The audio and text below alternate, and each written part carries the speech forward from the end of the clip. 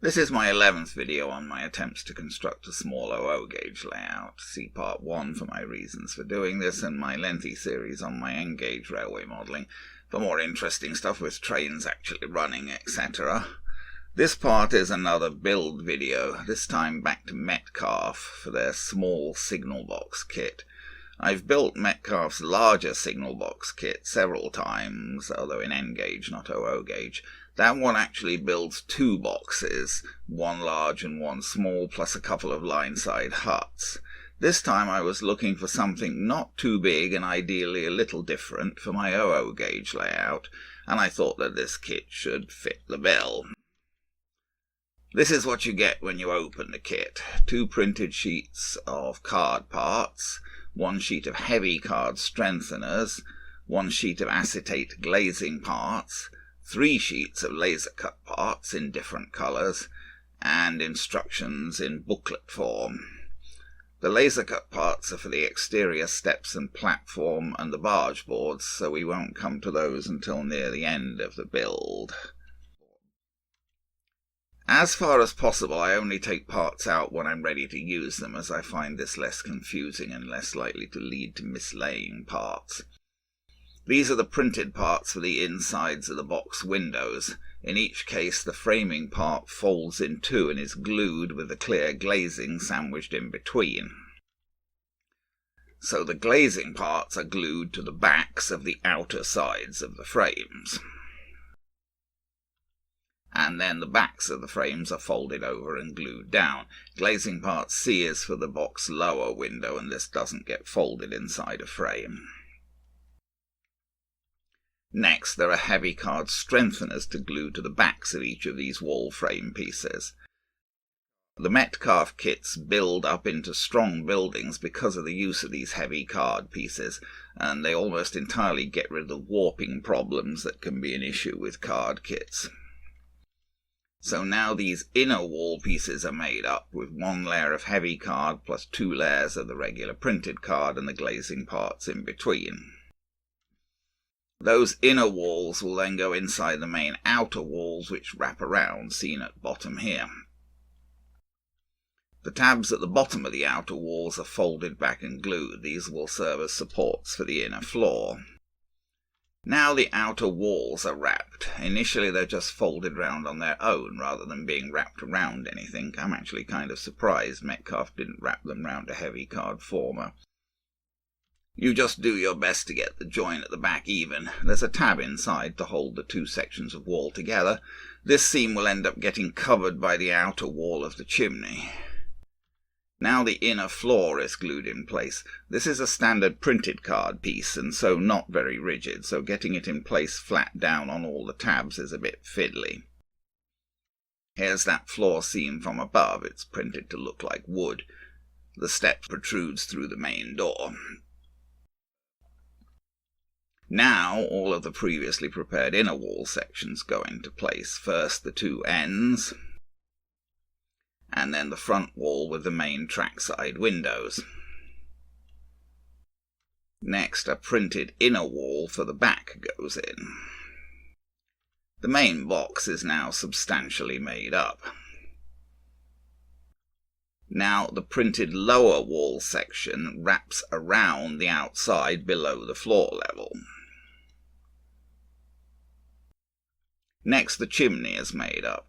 This is again a little fiddly. The upper chimney folds around a block made from heavy card formers with a sort of wedge-shaped section formed at the end. Then, before adding the last heavy card former and closing up the chimney, the printed fireplace and mantelpiece is inserted. Then the last heavy card former is inserted over the fireplace part and the folded chimney is closed up. This produces a piece showing the fireplace and mantel with the chimney protruding and rising above. 2 printed fireplace pieces are provided. I used the fancier one with a fire burning, pictures on the mantel and a clock above. There was also a plainer piece just showing an empty fireplace. The assembled chimney is now glued to the back wall in the position clearly indicated by printing on the wall itself, and then a hearthstone is glued in front of it. The upper part of this chimney fits into a recess in the outer wall. An outer brick chimney piece is then glued over the seam in the outer wall and right up to the top of the inner chimney. Sorry, I forgot to take a proper picture after I put that on. Now the main roof is glued on. It's a simple fold, and we finally get to the laser cut parts. The pale sheet is just for the barge boards. The 4 pieces pop out, and then they're glued together to make 2 double thickness pairs. These are then glued in place underneath the roof at the end. You can sort of see the exterior chimney part at the left in this picture also. The barge boards also provide the characteristic spikes at each end of the roof. Now for the part I like least about building Metcalfe kits, making the chimney pots, well, only one in this case. As usual, chimney pot has to be made by rolling strip of coloured paper cut from the instruction booklet. Metcalfe do print the backs of the chimney strips black, which saves having to blacken them yourself, as you obviously wouldn't want a white paper showing inside the chimney. In N gauge I used a toothpick for rolling the chimney pots. In 00 gauge I used the toothpick's big brother, a bamboo barbecue skewer. It's a fiddly and messy business trying to roll the strips into neat chimney pots. At least there was only one to do for this kit, and it came out reasonably well. But of course you can't avoid having a seam where the winding finish is, and work with a black marker is required to hide the ends of the paper at the top. I prefer to glue the chimney pots to the chimney capstones on the bench before gluing the capstones onto the chimney itself. Now the chimney capstones and the chimney pot are in place, and ridge tiles have been placed on top of the roof, suitably coloured to try to hide the white paper at the fold and the edges. Now the exterior steps and the attached small platform are assembled from the remaining laser cut parts.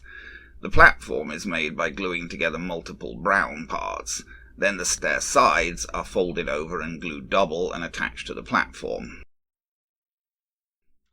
The process is a bit complicated, but is explained clearly in the instructions, and the parts fit together well. Once the stair sides are in place, the remaining railings are glued to the platform. Now the basic shape of the platform and railings is established. Then the actual steps need to be glued in place. It isn't really too difficult, as there are only 4 steps and they fit well onto the stringers on the side. Now we actually have a staircase, but there are still some more finishing parts. All these little strips are supposed to finish off the ends and corners, hiding unsightly joins. I actually found fitting these the most confusing part, as I wasn't clear exactly how some of them were supposed to go on. They sort of fit round the outside of the posts, making them look more solid and hiding the joins. The red laser cut sheet also includes sills and lintels for all of the windows. Here a lintel goes over the main door and its adjoining window, and a sill goes under the window. Then lintels go over and sills go under the other windows. Then finally the staircase and platform are attached. A relatively simple build compared to some of the larger Metcalfe kits. Here's the box on the layout. I needed something that would be appropriate to a small station and which would fit into a fairly tight space. So there you are, one more kit built for this layout. Still a few more kits to do, and the ground needs a lot more work.